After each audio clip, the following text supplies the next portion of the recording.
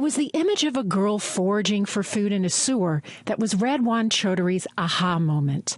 I was sitting in a cafeteria with a bunch of my friends that I grew up with. In the corner of my eyes, I keep watching this young girl picking food from the sewer line. That struck me. So I called her in, asked her questions, what exactly she's doing. She was born in the prostitution center.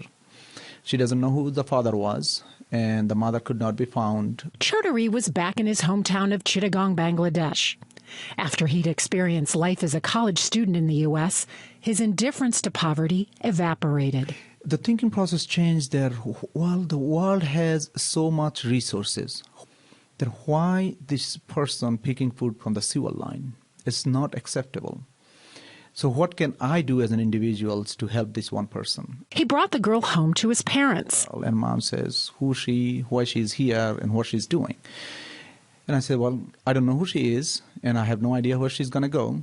But for tonight, let's keep her here. And my mom was, let's absolutely not. We had a little bit of conversation on a mother and a son. And at the end of the day, mother is a mother. She says, okay, she's staying. And then I told my mother, says, okay, you have a first grandchild.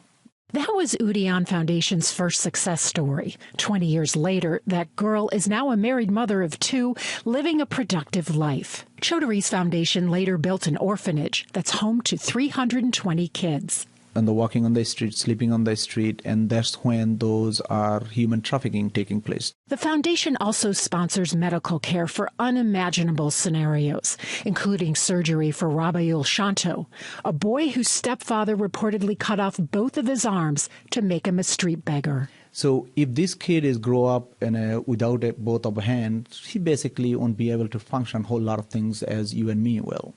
So he has no other options but begging. And his parents is the one who's capitalizing that.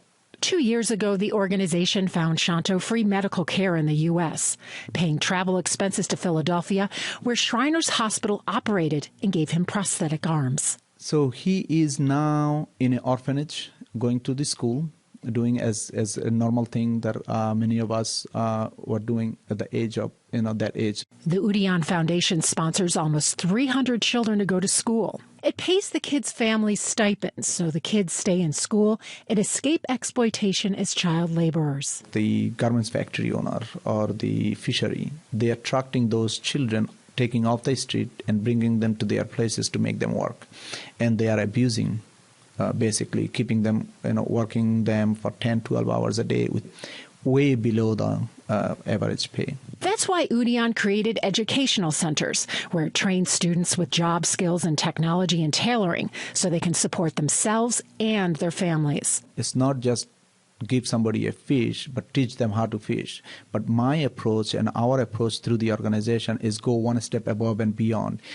Teach them how to dig a pond and do the fishery in that pond that will have a sustainability. Why do you do this? I've seen the world from the both sides. I was privileged to grow up above the poverty line in Bangladesh. I was fortunate. Chowdhury mostly funds the foundation himself through his work as a software consultant. Every human being, I think, have the ability to at least help one person. So wherever that child is and whatever their color of their skin or the faith that they share, it has nothing to do. Children don't born into a religion. They born into a world. For WJCT News, I'm Tracy Sadigan.